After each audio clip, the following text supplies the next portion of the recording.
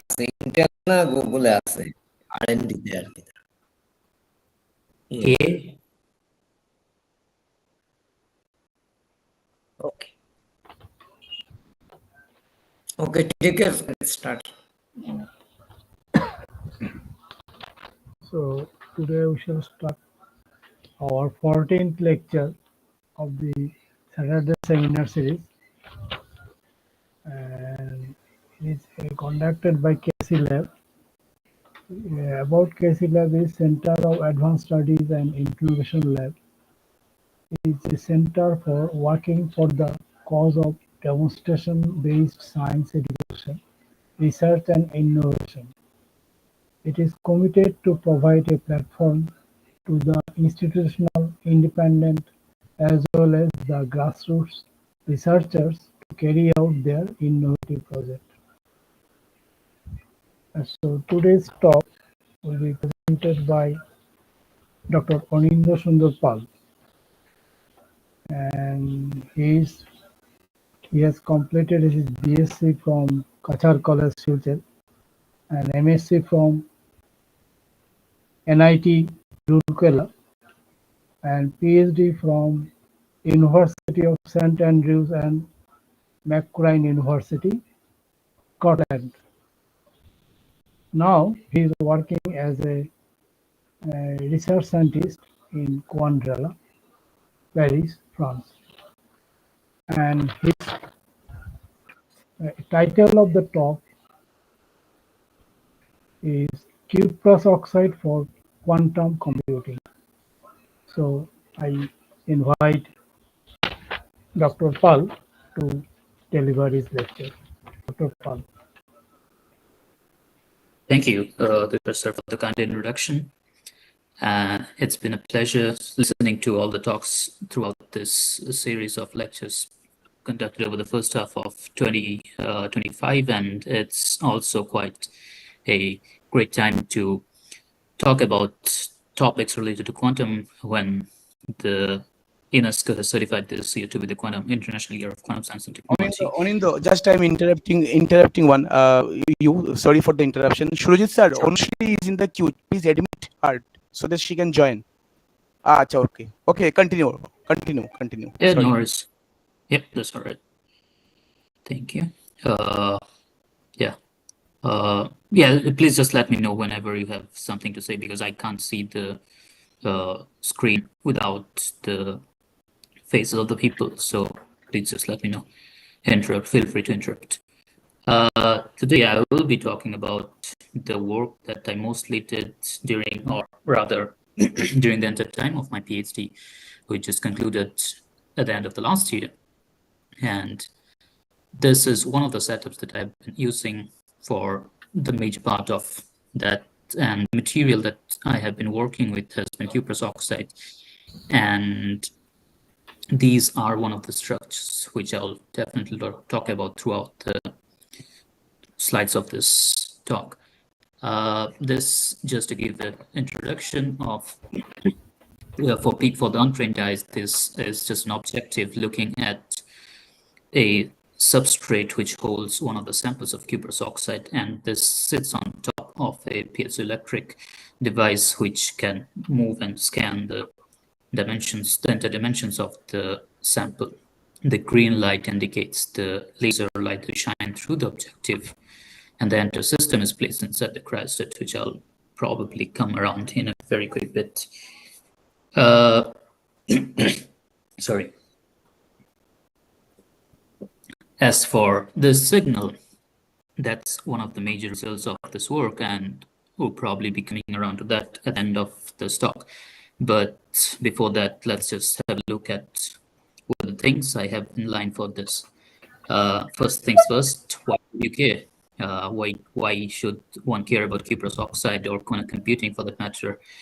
And then I will briefly talk about the current state of the art in the technology of quantum computing, or the science of quantum computing, or whatever has been going on around, which people have been claiming to be used for the human society at large. And how does photons come into the picture, and how does photon fit into the bill? And then I will try to come around and talk about cuprous oxide and why it's such an interesting thing. I tend to call it the magic pill, not the other way around. Then I'll go around talking about the work that I did during my PhD and also have a brief introduction of the work that has been done in my group before I joined, and that's currently continuing as well. And then I'll end the talk with things that we have planned up forward. So yeah, as I was telling you about the objective, and that's an image of a sample of a cuprous oxide sample, of a generic cuprous oxide sample rather, but this is a pillar sample, which I'll quickly talk about soon. And that's through the objective of the cryostat, and this is one of the pillars on this sample. That's the work that we published early last year, about a year ago now, and you can find the details of that if we go through this QR code. Right. Why should you care? Like I said, well, the buzzword is quantum, and quantum supremacy is something that's been going on around for the last decade very strongly, if I may, although the word's been going on around for like 5 decades, if I may, starting from Feynman's major lecture, which came out as 3 books. And that's the revealing point of why quantum matters. One of the major reasons that people talk about in the quantum community, the supremacy, what does it imply? It just, one could argue that the transactional nature of quantum supremacy counterparts to the classical computers, which essentially would say that one would defeat those classical computers, which personally I don't think it's necessarily the case. And a lot of people do tend to agree that both sets of computation can exist simultaneously, which is the whole point of this discussion around that's been going on around for the last few decades. And there are classical computers, the supercomputers, which are definitely way more powerful at this current point. As for what lies ahead is something quite interesting, and that's the whole. One could say that the motivation for people pursuing work in the quantum community is to no one really knows what's going to happen with the quantum devices that people are thinking of making or are in the plan of making.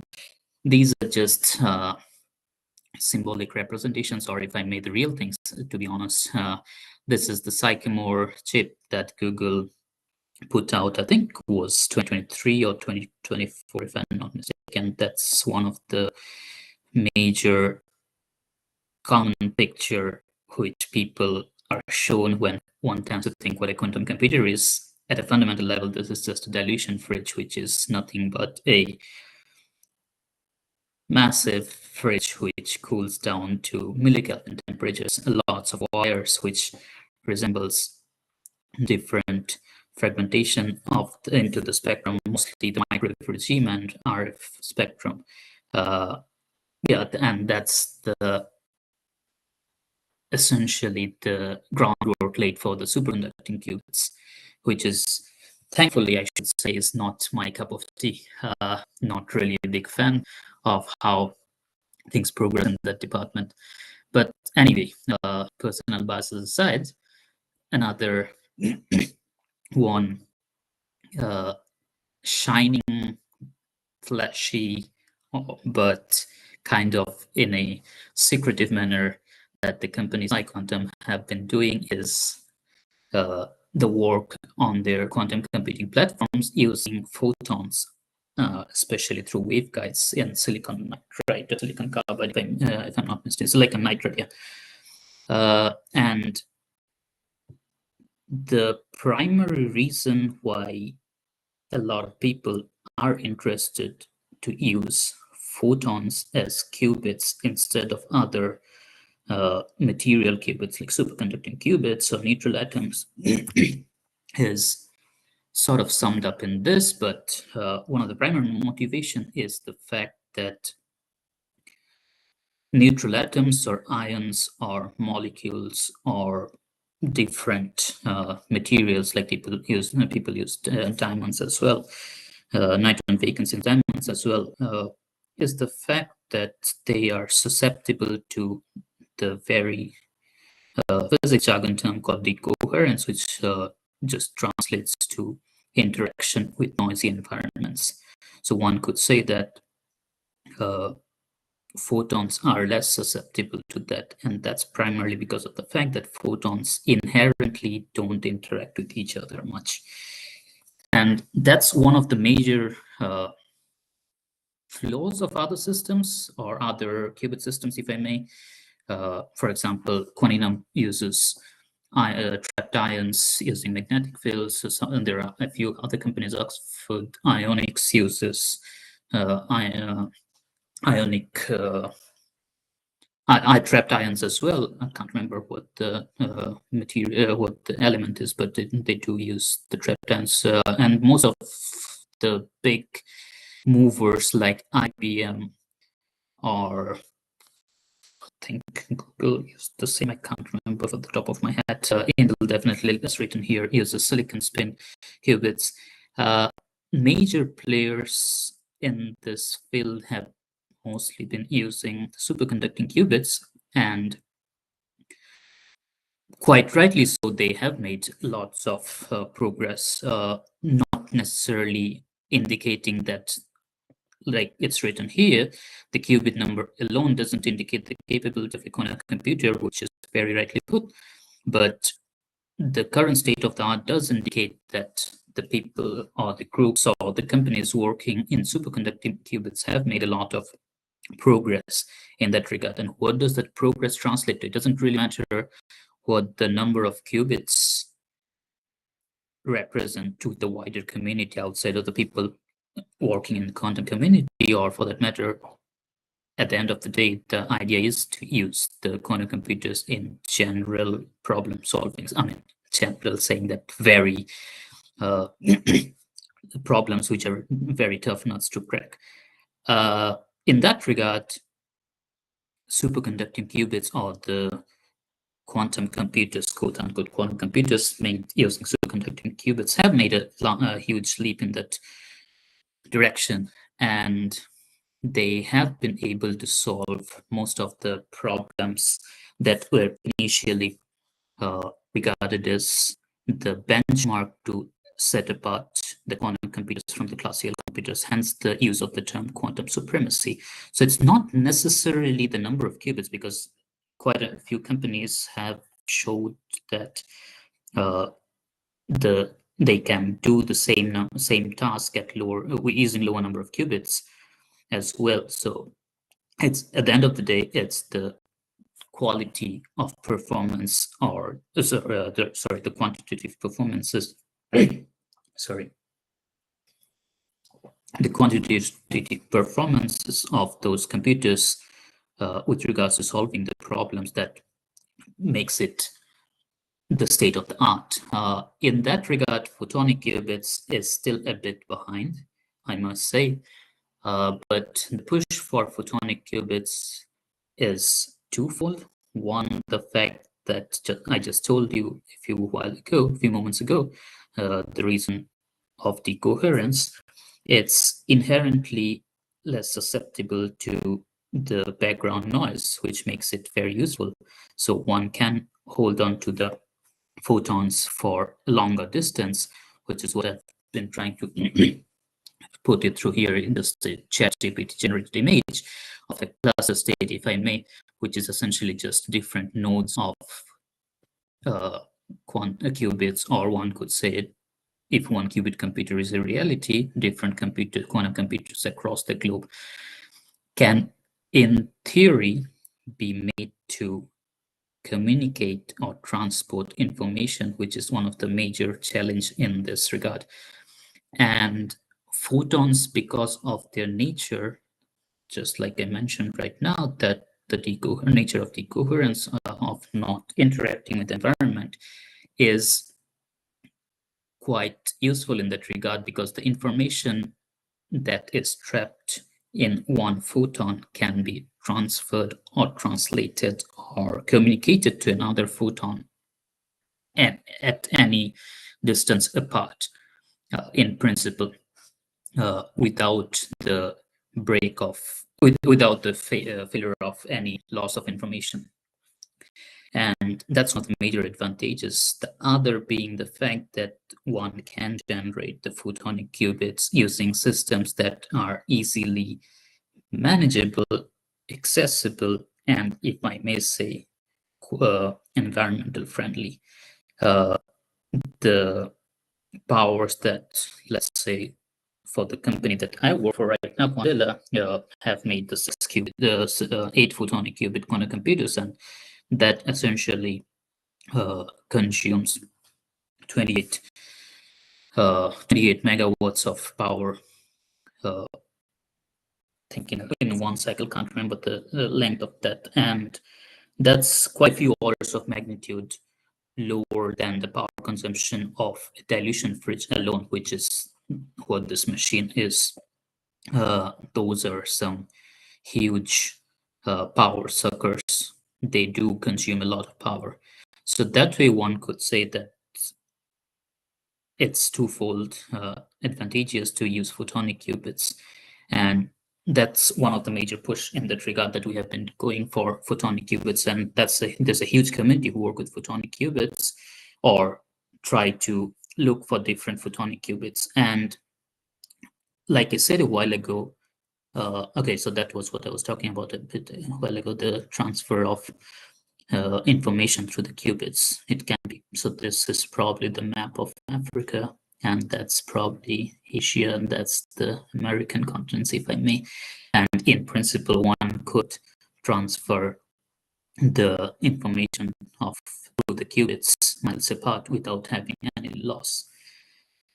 Right, so now that I have piqued your interest in saying that why photons matter, it's important to showcase how it is done. And one of the major criteria or benchmark of photonic qubits is the single photon purity, which essentially means, I don't know how many of you here have been following the movement in the optics industry for that regard, is the translation from classical nonlinear optics to quantum nonlinear optics boils down to the fact that on two facts rather. One is the fact that there's an upper limit up to which the materials like lithium niobate, for example, or PPL, and periodically poor lithium niobate, is one of the big industrial materials in that regard, which has been used for different types of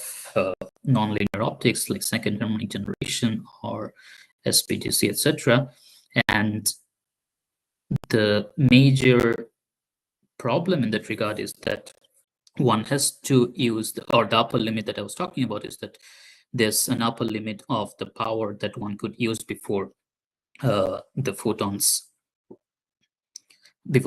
can be generated in the second harmonic generation, and the need for going down to generating nonlinearity using single photon thus. So higher the power, higher the number of photons in that regard, and the goal or the holy grail of quantum photonics that is to reach a regime where one can generate nonlinear optical properties using single photon. And that's the challenge, and that's the entire game of this single photon regime.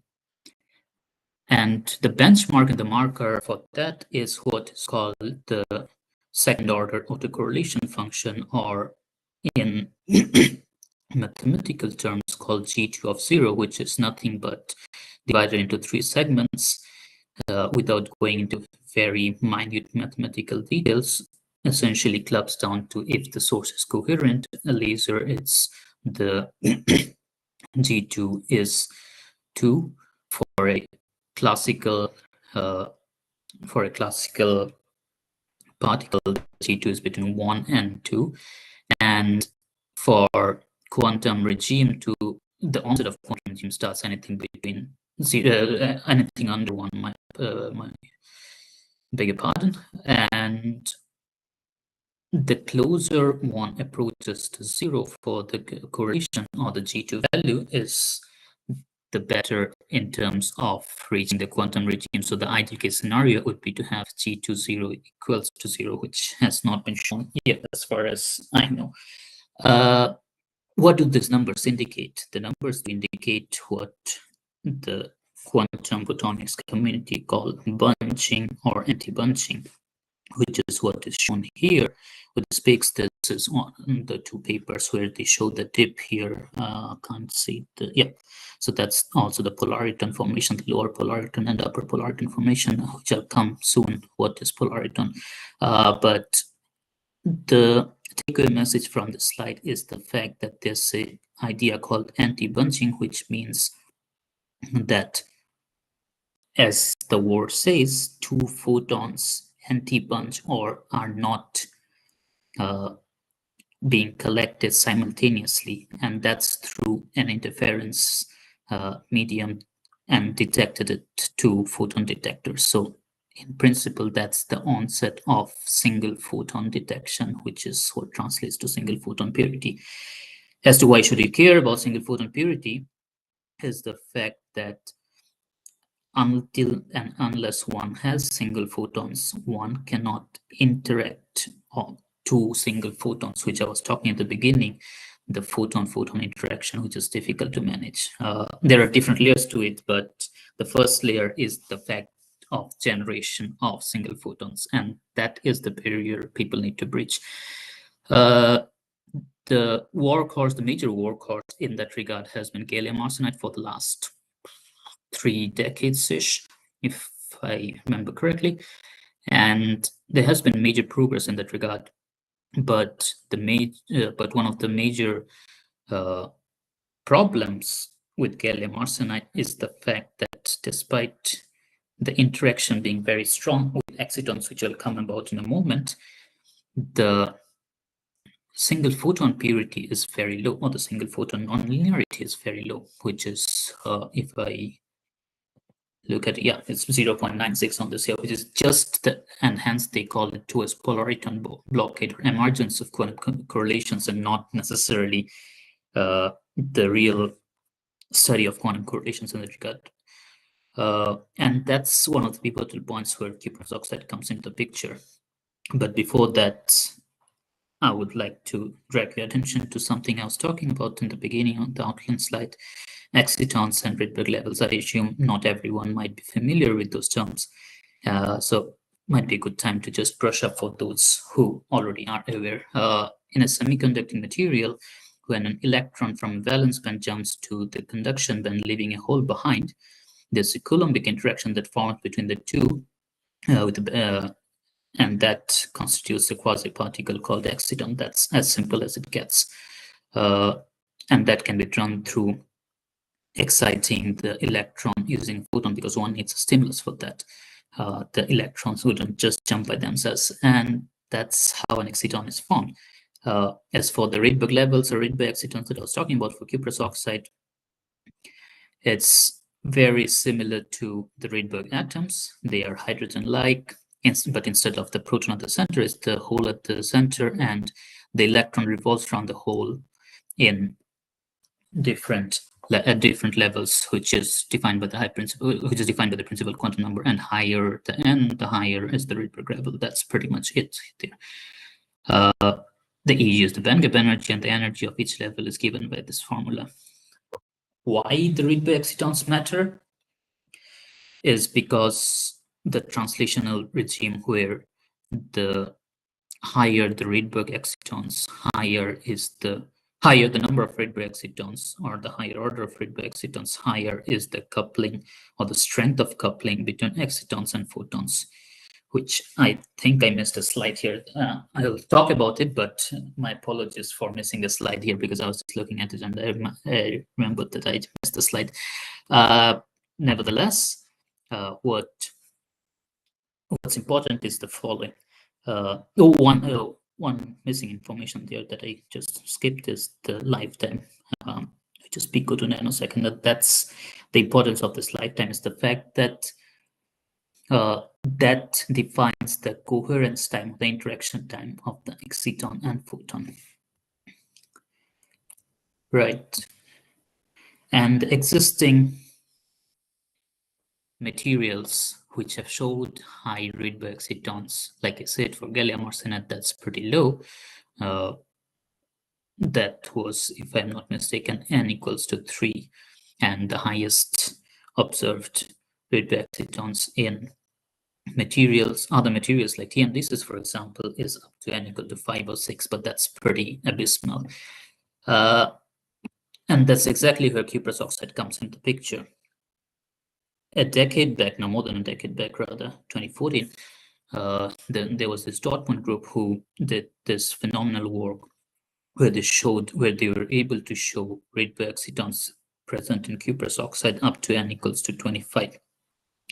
And as recent as 2020, the Volkswagen group and KTH Sweden did show the presence of Rydberg excitons in cuprous oxide up to n equals to 30.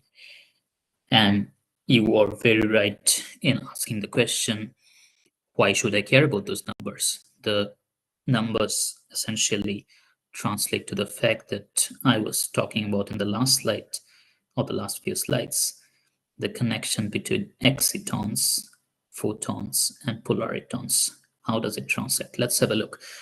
Or I will tell you the story because I don't have the slide, I think. Yeah, okay, yeah, I don't have it, but I beg your pardon for that, but shouldn't be too hard to imagine. What I usually tell is, because photons don't interact among themselves, one needs a medium of interaction. So imagine imagine two friends holding an ice cream cone and scoops of ice cream lying on top. And if one wants to interact the ice creams together, just very visual imagination, but let's say two different flavors and one wants to mix both of them, and the only way to do it would be to bring the ice cream cones together. So now think of the ice creams as photons. They don't interact with themselves they don't interact with each other by themselves. So you need a medium, and that's where the cones or the excitons come into the picture.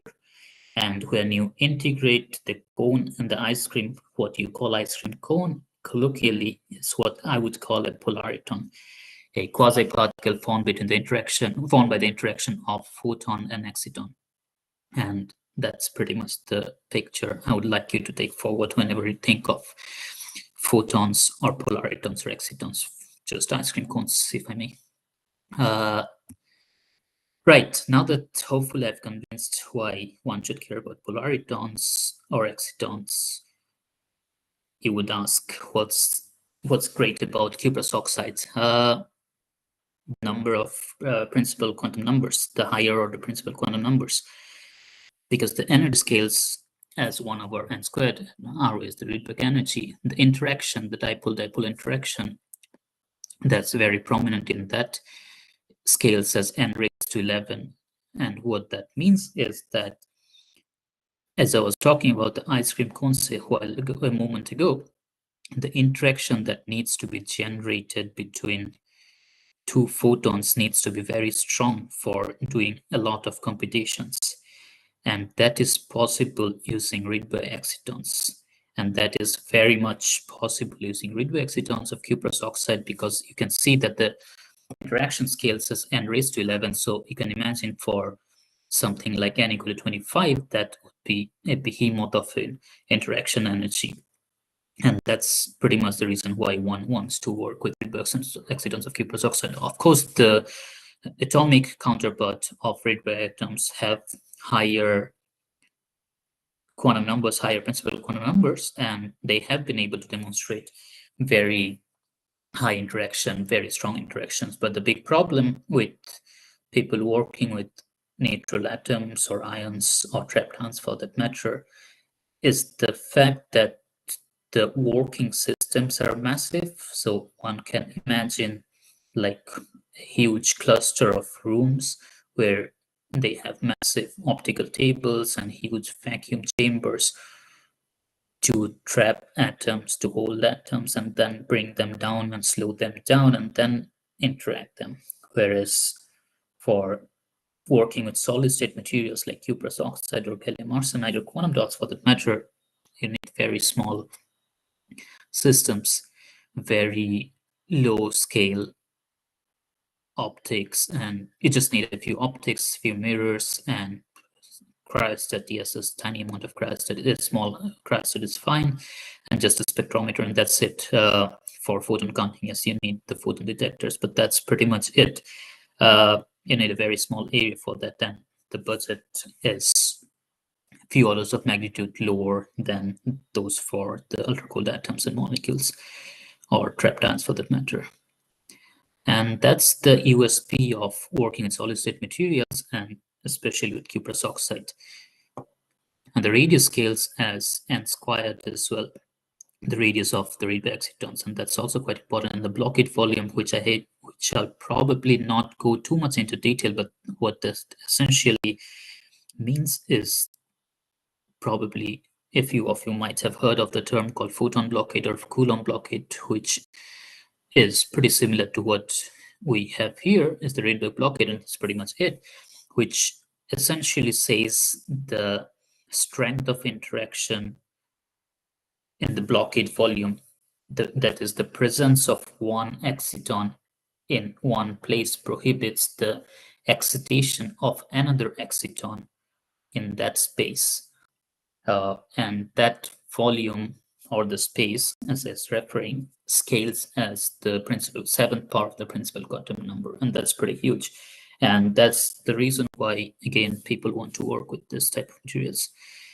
And just for the curious eyes who care about the sizes, the excitons of cuprous oxide are pretty large. When I say pretty large, I mean a few orders of magnitude, an order of magnitude higher than the photonic equivalent, so 3 microns. So in principle, one could see the excitons of cuprous oxide under a microscope, except for the fact that one needs a cryostat in that, but that's not a major problem. One can definitely look at them if one tries hard, let's say. Right. What's the current status of cuprous oxide excitons? That's primarily the workhorse of our group at St. Andrews and Macquarie, where I've been working. And the few directions we took were the following. One needed to go down to smaller dimensions to interact with lesser number of excitons. And in order to do that, nanoparticles are a viable medium. So Konstantinos Orphanakis, who was the previous PhD before me, my colleague, he did a very nice work with the single nanoparticles of cuprous oxide, where they were able to demonstrate Rydberg excitons or observe Rydberg excitons in single nanoparticles of cuprous oxide. And then he moved on to the work of coupling of those Rydberg excitons, but not in nanoparticles, but in what is called a bulk cavity.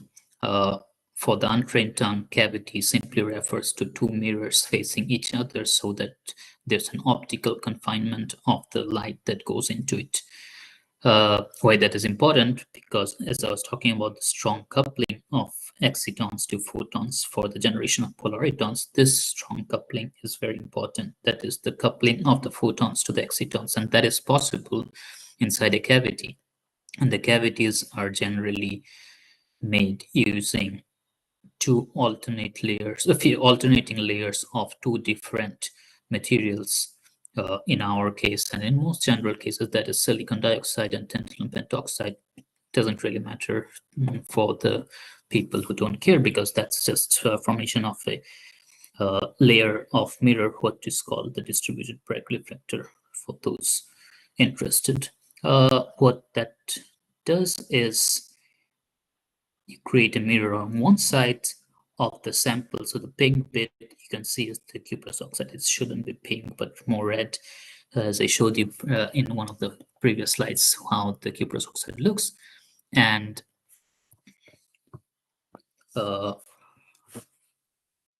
that forms the cavity when another pair of mirror from the other side holds the entire thing in place. And this is a monolithic cavity, which means that the DBR layers or the mirror layers are deposited on the two sides of a thinned and fabricated cuprous oxide material.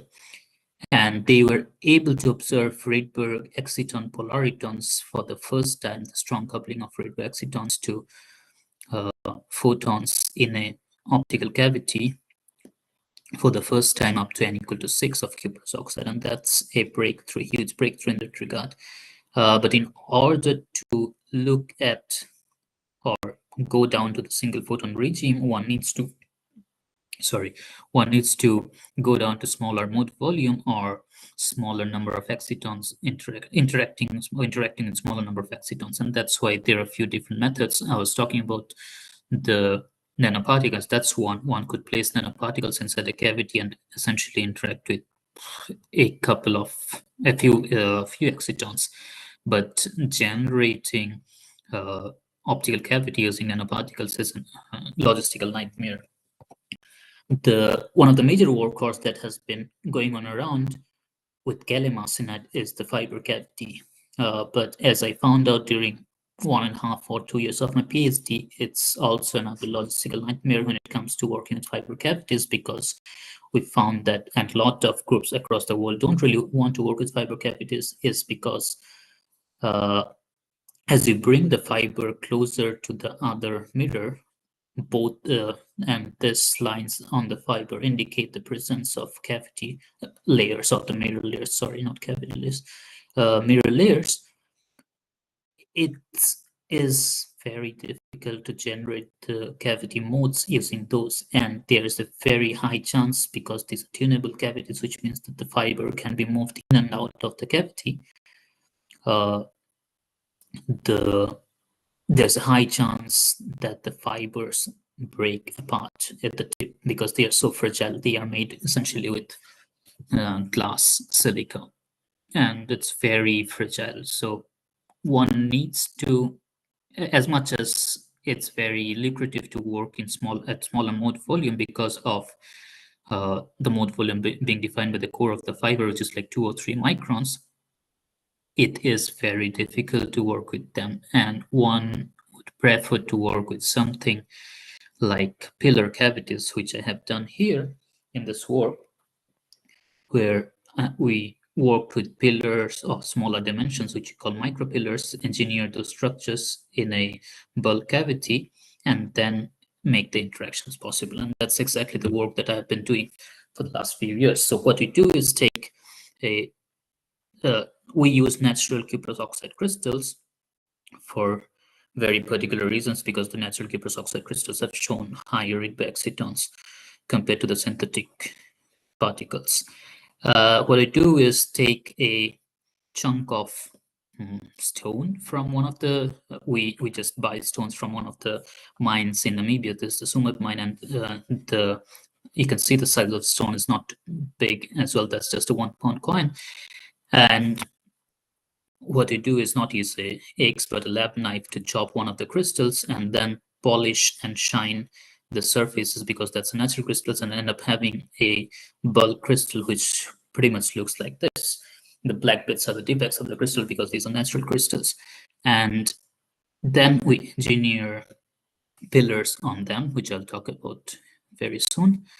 And then we do the measurement on them. The pillars are engineered or etched using focused ion beam etching. I'm happy to talk about it if someone's interested after I finish it. And at the end of it, the pillars look like this. So these are the 4 pillars of different dimensions in the bright field imaging at 100x, and this is the work that was done by the postdoc colleague in our group, Sai. And this particular sample was thinned down to 300 microns with a surface roughness of 30 nanometers. And the next task was to measure them just for just for the context of numbers, this is how the 4 pillars look like under the SCM, and they have dimensions in decreasing order of microns, 4 to 1